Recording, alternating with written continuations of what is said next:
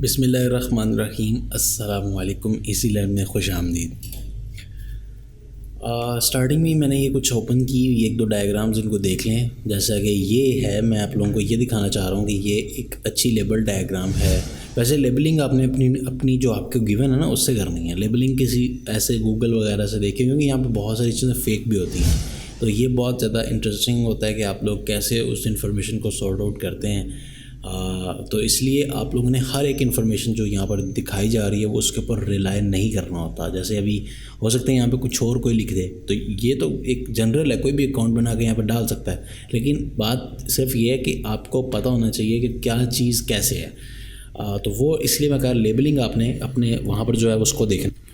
तो यहाँ पर बताने वाली चीज़ ये है कि आपके पास जो स्क्रू गेज वगैरह हैं, जैसे ये माइक्रोमीटर स्क्रू गेज कहते हैं इसे, तो इसमें यहाँ पर कंपनी लिखी होगी, ठीक है, जो भी है।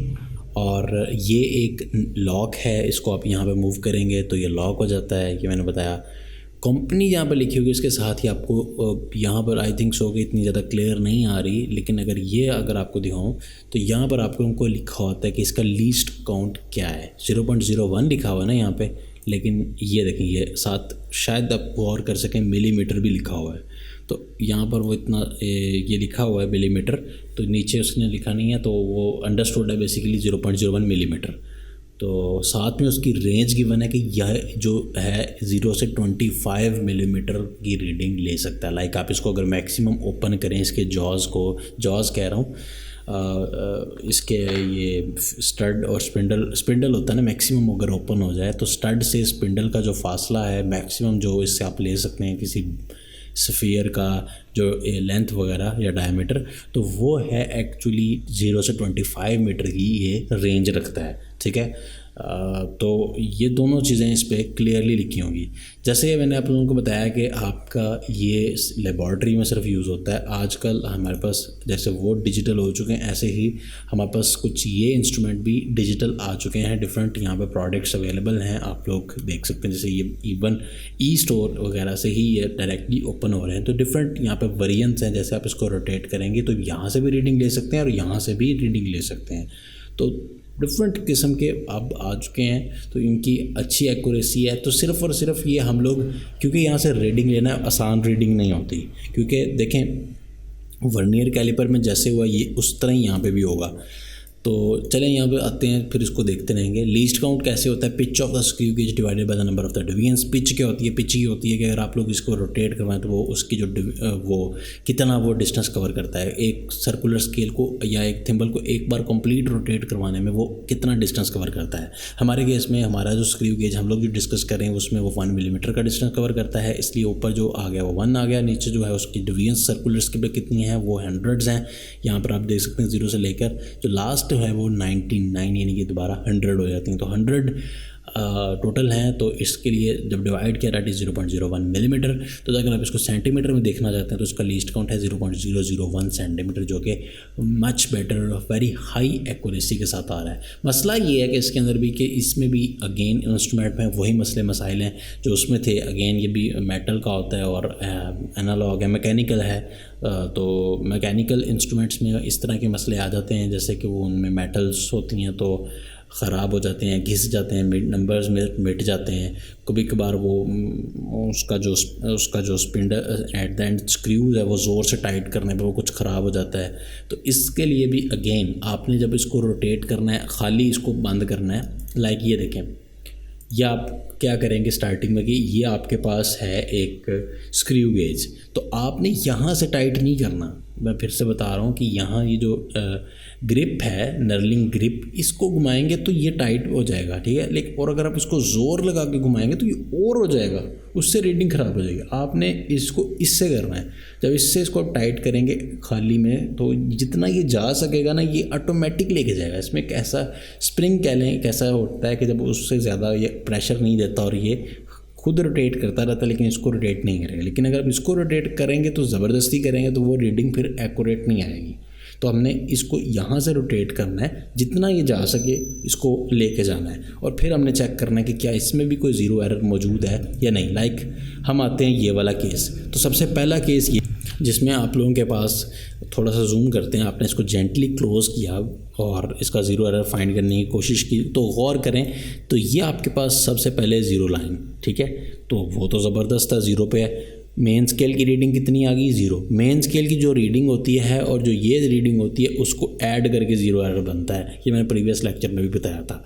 तो इसमें आपके पास ज़ीरो है और आपकी जो सर्कुलर स्केल है उसकी रीडिंग ये इंडेक्स लाइन है, ये जो हॉरिजॉन्टल लाइन है इसको हम कहते हैं इंडेक्स लाइन, ठीक है।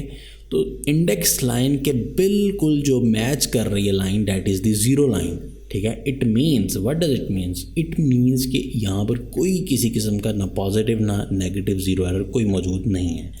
दूसरा केस ये हो सकता है कि आप इसको टाइट करते हैं जेंटली, गौर करें को ये किधर गया, अभी ये 5 है, 10 है, 15 है, तो ये कुछ रीडिंग शो करी जा रहा है, इससे ज़्यादा ये टाइट नहीं हो रहा। तो इस पर क्या होगा कि आप गौर करें, सबसे पहली चीज़ है मेन स्केल पे जो रीडिंग स्केल आ रहा है वो ज़ीरो, तो ठीक है। उसके बाद ये कि आपके कितनी यहाँ पर रीडिंग्स आ रही हैं, लाइक 10 है, ये 15th लाइन है, 16, 17 और ये 18, सो 18th लाइन यहाँ पर आ रही है। तो जो लाइन 18th लाइन है ना, तो इसलिए इस 18 को आपने लीस्ट काउंट से मल्टीप्लाई करना है। लीस्ट काउंट क्या है? 0.01 मिलीमीटर। तो उससे जब आप मल्टीप्लाई करेंगे तो आपके पास जो आंसर आएगा, लाइक अभी हम चेक भी करते हैं, लाइक यहाँ पर क्या सिचुएशन है, इस केस को देख लें, 15, 16, 17, 18, आपकी जो यहाँ पर एक्चुअली हम अगर कहें कि जो लाइन मैच कर रही है वो कौन सी है? 18th। अब 18th लाइन मैच कर रही है ना, 18th लाइन पे आपने क्या करना है कि इसको नोट कर लेना है, और इसके बाद ये होगा कि अब हम इसको लीस्ट काउंट से मल्टीप्लाई करेंगे, जस्ट लाइक वर्नियर कैलिपर। तो 18 multiplied by least count. Least count आपका क्या है? लीस्ट काउंट जो है वो हमें पता है, that is 0.01 millimetre. Screw gauge का केस की बात कर रहे हैं, ठीक है। 18 को जब आप 0.01 से मल्टीप्लाई करवाएंगे तो जो आंसर आएगा इट इज़ 0.18, ठीक है। मैं एक बार देख भी लूँ ताकि मुझे, हाँ 18 मिलीमीटर, ठीक है।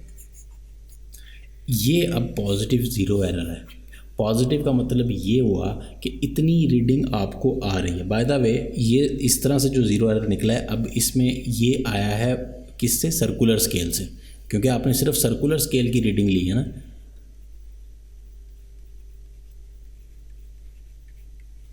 लेकिन अब आपने इसमें उस चीज़ को भी फोकस करना है जो आपकी एक्चुअली मेन स्केल है। सो मेन स्केल क्या कहता है उसको देखें।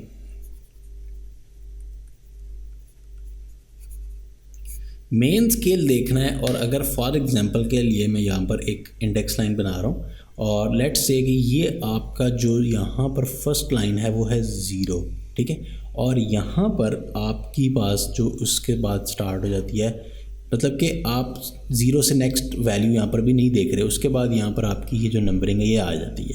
इस केस में हमारे पास चूँकि ये 0 होता है, और जनरली हमारे पास यही केसेस ज़्यादा आते हैं क्योंकि ये नॉर्मल एरर होते हैं। इस तरह के एरर नहीं आते, बहुत कम आते हैं जो आपके बहुत मतलब 1 वैल्यू हो, 2 वैल्यू आ रही हो मेन स्केल पे, और क्लोज करते वक्त इतना ज़्यादा एरर नहीं होता, आ भी जाता है लेकिन नॉर्मल नहीं होता। तो इस तरह से हम देखेंगे। अभी इस सिचुएशन में आपके पास मेन स्केल की reading, main scale plus vernier error, दोनों को मिला के एक एरर आएगा। अब दोनों को मिलाते हैं। मेन स्केल पे इस वक्त आपके पास क्या आ रहा है? दिस इज़ 0.18 मिलीमीटर, तो 0.18 मिलीमीटर, और आपके पास ये जो यहाँ पर है दिस इज़ 0 मिलीमीटर। तो इसमें कुछ भी नहीं ऐड हुआ, तो टोटल जो आपका पॉजिटिव एरर बना डैट इज़ 0.18 मिलीमीटर।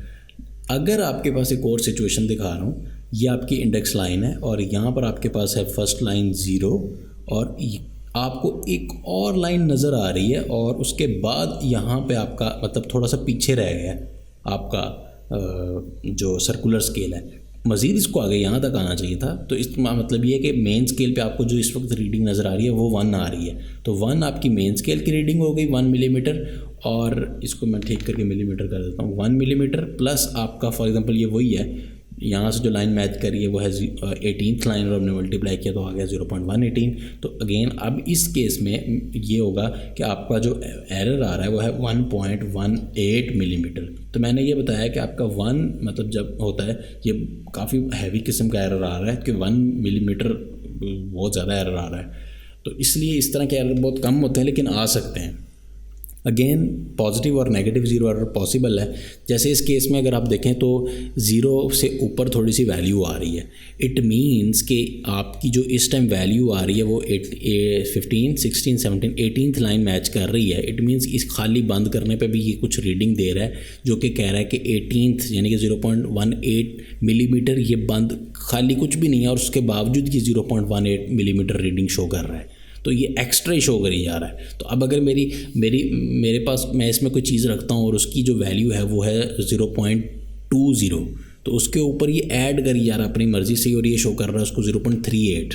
तो एट द एंड अगर मैं ये वाली वैल्यू निकाल दूँ तो जैसे स्टार्टिंग में अगर पॉजिटिव एरर है तो एट द एंड हम उसको नेगेटिव कर देते हैं, जैसे मैंने वर्नियर कैलिपर के केस में बताया था। सेम वही केस यहाँ पे भी वैलिड है। तो zero error is negative if zero of the circular scale has past zero of the main scale. दूसरी सिचुएशन ये होती है कि आपका ज़ीरो कुछ आगे ज़्यादा ही चला जाता है, लाइक वर्नियर का जो स्केल है वो यहाँ पर रुकना चाहिए और थोड़ा सा ज़्यादा ही मूव कर जाता है।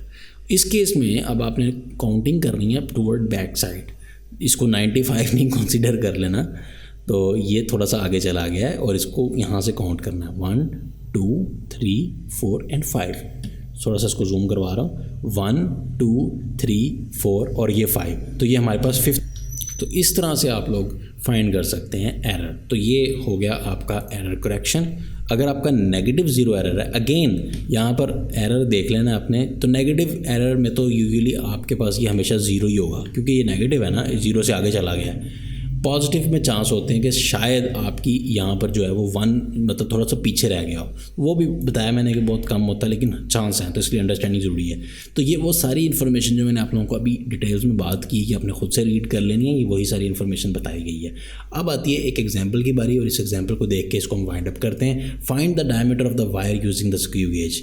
जब आपने किसी भी चीज़ का डायमीटर फाइंड करना है तो आपने कुछ स्टेप्स फॉलो करने हैं। सबसे पहला कि आपने इसको बंद करना है और उसके आपने क्लॉकवाइज डायरेक्शन में मूव करते हुए रैचेट को अगेन घुमाना है, किसको, रैचेट को, यानी कि आपने वो जो मेन आपका स्केल है उसको ही घुमाने लग जाना, उससे एरर आ सकते हैं।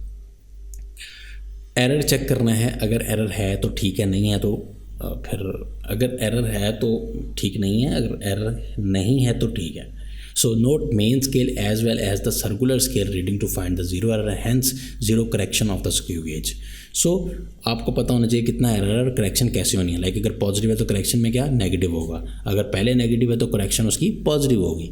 तो ये 2 स्टेप आपने फॉलो करने। थर्ड स्टेप ये होगा कि आप उसको ओपन करेंगे, मतलब एंटी क्लॉकवाइज रोटेट करेंगे और फिर उसके अंदर जैसे यहाँ पर हम लोग एक वायर को रख रहे हैं तो उस जो भी वायर वगैरह है उसको रखेंगे और उसको दोबारा से टाइट कर देंगे। टाइट अगेन आप लोग रैचेट को यूज़ करेंगे और टाइट करने के बाद आप यहाँ से लॉक कर देंगे ताकि वो मज़ीद रोटेट ना हो। उसके बाद आप लोग ओपन द गैप रीड करते हैं इस पॉइंट को, open the gap between stud and spindle of the screw gauge bye turning the ratchet in anti clockwise direction, यानी कि उल्टी डायरेक्शन में घुमाएं एंटी क्लॉकवाइज में, और जो गैप है स्टड का और स्पिंडल का वो बढ़ जाएगा। और अब उसके अंदर आप लोग जो भी चीज़ है उसमें वो रखें, लाइक यहाँ पर हमारे पास वायर है। Then turn the ratchet so that the object is pressed gently. ये वर्ड बहुत इंपॉर्टेंट है, जेंटली। आपने अपनी मर्जी से इसको यहाँ से टाइट नहीं करना, इस यहाँ से पकड़ के टाइट भी और भी हो सकता है, यहाँ से पकड़ के घुमाएं, जोर लगाएं, टाइट हो जाएगा, लेकिन टाइट यहाँ से करना है, वो तो फिर ज़बरदस्ती रीडिंग ही आपने एक किस्म की बदल दी दबा के से। अब आती बारी फाइनल की, note the main scale as well as the circular scale reading to find the diameter. तो बेसिकली अगेन रीडिंग वही होगी जो पहले आपकी मेन स्केल पे होगी और फिर उसमें हम ये ऐड कर देंगे तो आपकी फाइनल रीडिंग आ जाएगी। अब एक्चुअली 2 चीज़ें हैं, अप्लाई ज़ीरो करेक्शन करें और अपना आंसर निकालें, repeat this step 3 times and find the average value. हम यहाँ पर रीडिंग देखने लगे। सबसे पहले देखते हैं कि इसमें कोई ज़ीरो एरर है या नहीं। हेयर यहाँ पर उसने आपको बताया, हेयर मेन स्केल रीडिंग यहाँ पर ज़ीरो है, zero error of the screw gauge. हमारे इस केस के लिए, इस एग्जांपल के लिए उसने ये ज़ीरो एरर लिया है। थोड़ा सा बड़ा कर रहा हूँ। देखें, सबसे पहली चीज़ तो ये देखें कि क्या ये जो ज़ीरो एरर है ये पॉजिटिव है या नेगेटिव है। सबसे पहले ज़रा इसको समझें, गौर करें। मैं आपको थोड़ा सा चंद सेकंड दे रहा हूँ,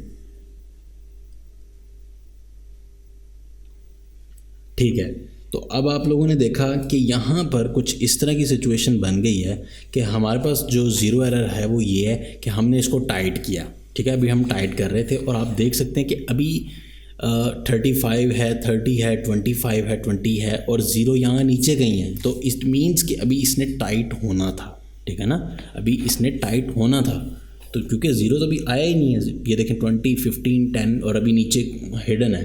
तो मज़ीद अगर इसको हम थोड़ा सा और घुमाएंगे तो ज़ीरो आ सकता है, लेकिन आप घुमाएंगे नहीं क्योंकि ये जितना घूमना था वो घूम गया। तो इट मीन्स कि यहाँ पर जो ज़ीरो एरर आ रहा है डैट इज़ इन नेगेटिव। तो कुछ नेगेटिव आपको एरर देखने को मिल रहा है, और sorry positive, I am so sorry, positive, negative कहता हूँ, पॉजिटिव। अब हो ये रहा है कि आपको कुछ ना कुछ वैल्यू यहाँ पर मिल रही है। इसके हिसाब से अगर हम देखें 20 और 21, 22, 23 और ये 24, तो 24th लाइन आपकी इंडेक्स लाइन से मैच कर रही है। और यहाँ से सबसे पहले तो आपने मेन स्केल देखना है, वो है ज़ीरो। तो मेन स्केल की जो आएगी वो ज़ीरो है और इस टाइम आपकी जो लाइन मैच कर रही है वो 24th लाइन। तो अगेन एरर कैसे निकलता है मैं आप लोगों को वहाँ पे जाकर दिखाता हूँ। एरर निकालने के लिए मैं वही वाली टेक्निक यूज़ करूँगा जो आप लोग देख सकते हैं। हमारी जो यहाँ पर लाइन मैच कर रही है, लेट्स से कि वो 24th थी, मैंने जूम करके दिखाया। तो 24th जो लाइन है वो मैच कर रही है और जो मेन स्केल की रीडिंग आ रही है वो है 0 मिलीमीटर और 24th लाइन मैच कर रही है। तो सबसे पहले जो 24th लाइन है उसको आप लोगों ने किससे मल्टीप्लाई करवाना है, लीस्ट काउंट से। तो 24 मल्टीप्लाइड बाय लीस्ट काउंट आपका क्या है 0.01, तो इट इज़ 0.024 और 0 कह रहा हूँ 0.24 मिलीमीटर। तो ये आपके पास आ गया। अब इसके अंदर आप ऐड करें 24, तो क्योंकि वो ज़ीरो ही है, नॉर्मल केस है, तो 0.24 मिलीमीटर आपका आ जाएगा एरर। अब ये पॉजिटिव है तो एट द एंड आपने ज़ीरो करेक्शन इसकी क्या होगी, नेगेटिव 0.024, ताकि आप लोग एट द एंड जो है वो इसमें से सब्ट्रैक्ट करवा दें। ठीक है, आई होप कि आप लोगों को समझ आ गई होगी। यहाँ पर लिखा भी हुआ है, इसको आप खुद से देख सकते हैं। सबसे पहले आपने क्लोज़ किया तो आपकी जो मेन स्केल की रीडिंग आ रही थी वो थी 0, सर्कुलर स्केल की रीडिंग आ रही थी 24th लाइन, और उसको जब आपने लीस्ट काउंट से मल्टीप्लाई किया तो हमारे पास जो आंसर आया डैट इज़ 0.024। यहाँ पर लिखने में कुछ मिस्टेक हुई है तो आप लोग इसको खुद से देख लीजिएगा। Zero error of the screw gauge जो टोटल है वो कैसे होता है, ये प्लस ये, तो जब इस दोनों को ऐड किया तो still it is 0.24 millimetre. Zero correction of the screw gauge क्या होगी, ज़ीरो करेक्शन ये होती है कि आप जो चीज़ अगर पहले पॉजिटिव है तो उसके साथ बस माइनस लगा दें, अगर पहले नेगेटिव है तो बाद में पॉजिटिव लगा दें। ठीक है, तो अब आती है पहले कि आप लोग इसका, ये तो ज़ीरो एरर निकल गया। सेकेंडली कि अब आप इसकी मेन स्केल की रीडिंग लें। मेन स्केल पे देखें इस वक्त ये आपके पास 0 है, ये आपके पास 1 मिलीमीटर और दूसरा मिलीमीटर आपको नज़र नहीं आ रहा। सो मेन स्केल की रीडिंग देखें 1 मिलीमीटर, यानी कि इससे पहले 1 मिलीमीटर की लाइन जो है सिर्फ विजिबल है। तो इस टाइम मेन स्केल की जो रीडिंग आ रही है वो है 1 मिलीमीटर। आप यहाँ पर लिख दें main scale reading is equals to 1 millimetre.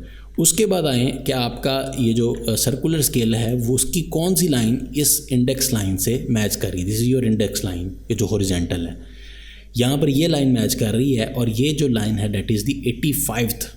सो 85 को लाइन मैच कर रही है तो उस लाइन को लीस्ट काउंट से मल्टीप्लाई करवाएं। तो number of divisions on the circular scale is the 85। ठीक है, तो आप इस 85 को लीस्ट काउंट से मल्टीप्लाई करवाएंगे तो आपका अब जो 0.85 है।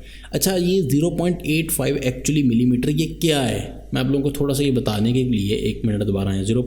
ये बता रहा है कि आपका यहाँ से लेकर यहाँ तक का फासला जो है वो आया है 0.85। ठीक है, तो ये डिस्टेंस है यहाँ से लेके यहाँ तक। ओके जी, वेलकम बैक। यहाँ पे आएँ और देखें कि observed diameter of the wire. अब टोटल आपका ये वाला और जो सर्कुलर स्केल से आया है और जो आपका मेन स्केल है, main scale plus circular scale. Main scale था 1 मिलीमीटर और सर्कुलर है 0.085। तो ये है वो रीडिंग जो आपकी आई है ज़ीरो एरर के करेक्ट करने के बगैर। अब हम देखते हैं कि ज़ीरो एरर भी था इसमें और वो पॉजिटिव था। नाउ करेक्शन में हम लोग क्या करेंगे, उसको माइनस कर देंगे। तो माइनस करवा दें 0.24 मिलीमीटर। जब आप इसमें से ये माइनस करवाएंगे तो सिंपल है, तो 1.61 मिलीमीटर रिमेनिंग आ जाएगा। तो thus the diameter of the given wire is 1.61 millimetre. अच्छा, ये कुछ यूज़फुल इन्फॉर्मेशन है। जैसे मैंने आपको बताया था कि एट द एंड हम लोग कुछ कंपैरिजन भी कर रहे होंगे, और उस कंपैरिजन के मुताबिक least count of the ruler is 1 millimetre. Ruler जो होता है सिंपल, जिसको आप लोग देखते हैं, उसका 1 मिलीमीटर होता है, और 0.1 मिलीमीटर उसका 1 मिलीमीटर, फिर 0.1 मिलीमीटर होता है वर्नियर कैलिपर का, और फिर मज़ीद 0.01 मिलीमीटर होता है स्क्रू गेज का। थस इन सब में जो मोस्ट एक्यूरेट या मोस्ट प्रिसाइज हुआ, प्रिसाइज कहना चाहिए, एक्यूरेट तो वो होता है कि कितनी एक्यूरेसी से ले सकता है, प्रिसाइज हुआ वो है डेफिनेटली स्क्रू गेज। और अगेन इसको हम लोग माइक्रोमीटर स्क्रू गेज भी कहते हैं। तो आई होप कि आप लोगों को माइक्रोमीटर स्क्रू गेज की कुछ ना कुछ ज़रूर अंडरस्टैंडिंग हुई होगी, और अगर आपकी इस बारे में कोई सजेशंस हैं तो आप लोग उसको फीडबैक में बता सकते हैं। अगर आप लोगों को कोई मसला आ रहा है तो उसको भी आप लोग शेयर कर सकते हैं। नेक्स्ट लेक्चर में हम लोग math measuring instruments, physical balance वगैरह के बारे में बात करेंगे। तो तब तक के लिए अपना बहुत सारा ख्याल रखिएगा। नेक्स्ट टाइम आपसे मुलाकात होती है, तब तक के लिए इजाज़त दीजिए। अल्लाह हाफिज़।